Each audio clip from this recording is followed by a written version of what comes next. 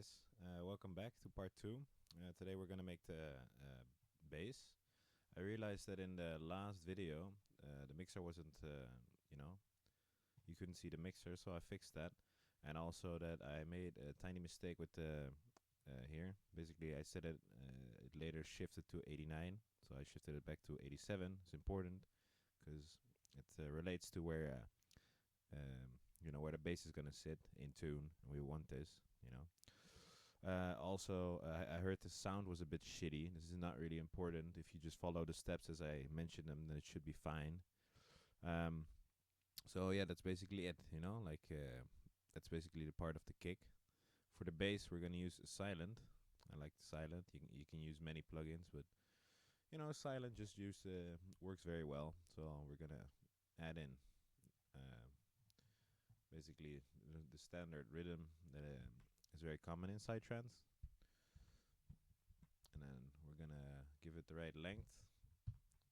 Go down. I do this by holding Control and then with the arrow down.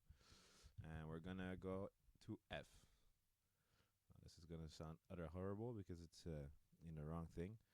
I'm just gonna use a pre-made bass, but I'm gonna show you exactly how exactly it's working. I'm gonna use the Beethoven bass that I made earlier. It's in one of my tracks. I'll have a link to the track. So as you can see, what is important is that you want to have the octaves. Well, it's low. I think it's not necessary now because we're already in the second octave, so it's quite low. Just one voice on retrigger. You can use all this low volume all the way up. I'm in B now. I see that there's also a second oscillator. We'll get into that later. And then we have basically a little bit of EQ on there. The bass is boosted on a certain frequency. This was just by ear. This is not specifically in tune. We're going to do that now in tune. So it's going to be around 174, and I was close to that already. So this is perfect. No need to do anything. You can leave the treble basically just there. We don't need that many high frequencies. You can also switch on a compressor. Some people say like don't use too much compression, but a bass can take quite some compression, so you don't really have to worry about basically compressing it too much because it can handle quite some. We're just gonna do quite a steep, strong compression on it. Like you can do it really strong to give it really a lot of punch. This is the threshold. This is when at which dB it's gonna work. And then we have a really fast attack and also a fast release.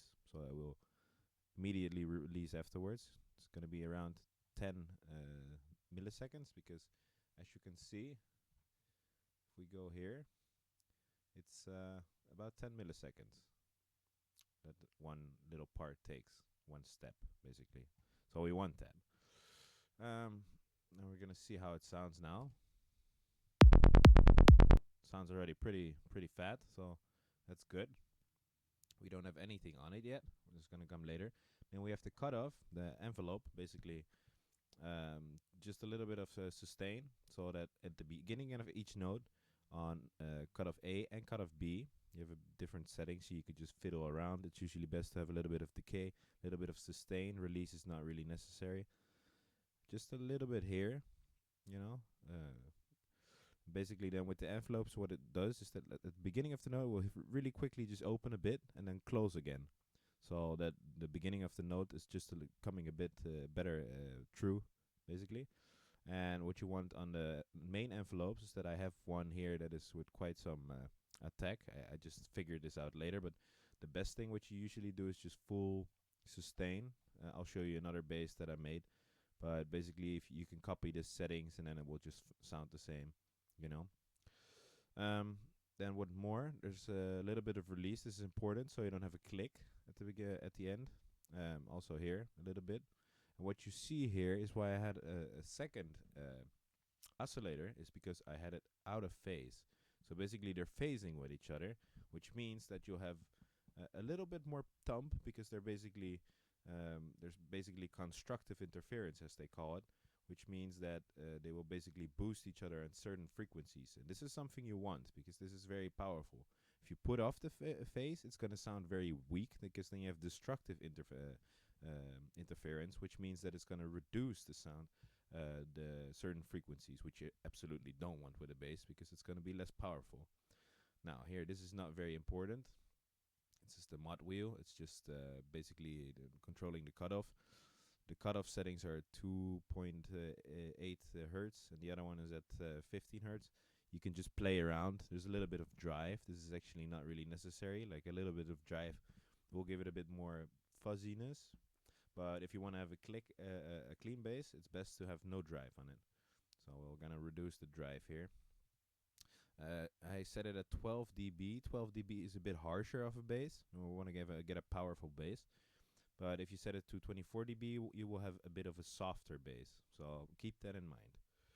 I have set the LFO to the volume. It's setting at 1:1. So every step, it will basically increase the volume a bit. And you can see that I messed around with these settings here.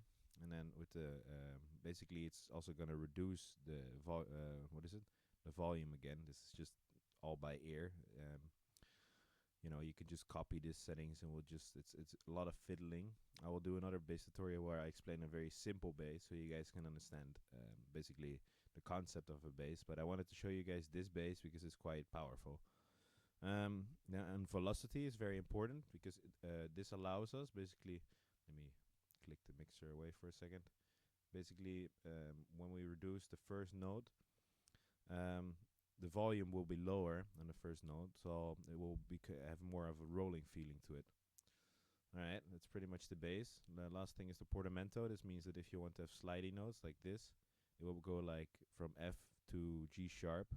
So you can have these bendy notes that are very common in Psytrance. Then furthermore, we're going to do, again, put a EQ on it. We don't need to really do much. It's basically the same as what I did with the kick. We're just gonna have high pass filter on it. Again, Butterworth because it's nice and steep. You can just fiddle with this by ear. That's his best, like where it sits best. And I'm just gonna do it here, just nice and nice and rough. So the video won't be too long. And then we're gonna boost the frequencies at 87 because. As you saw with the kick, we made a little bit of a dip there. I guess this is the bass. This is the one for the kick. So you see, there's a little bit of a dip there. So what we can do here is we go to 87, and then we're gonna increase it by 2 dB, a little bit, so that it sit nice like a puzzle into each other. And you could do this for other frequencies as well, by ear. You could just, it really depends. Like it would be nice to also do it in 174. 174, or 174, what I'm saying. 174. All right, yes. Got it right. 174. And then very, very mild, like maybe half a dB. And make sure that it's nice and steep so that it doesn't overlap. And this should sound already very, like very fat. Let's try it out. And there you go. Already have a nice, clean sounding kick and bass. So you could do other things on it. I like to keep it very clean. As I said, you can later put things on it like a multi-band compressor, as I have here. It's like if you want to have that very extremely compressed sound. This is the other shitty setting, apparently. But yeah, you will definitely have a very loud kick bass then, as you can hear. So this is very, very for the rink-a-dink kind of rolly basses where the main focus is absolutely just a very fat bass. So that was it for today. And then basically I hope you enjoyed the video. Next time we're gonna look into percussion. We're gonna do probably first the snare because it's very important, and then afterwards we're gonna look into little tricks for percussion to get a nice percussion, maybe some drums, and then later we're gonna also look into effects. We're gonna look into some leads. So yeah, stay tuned. All right, I hope you guys enjoyed it.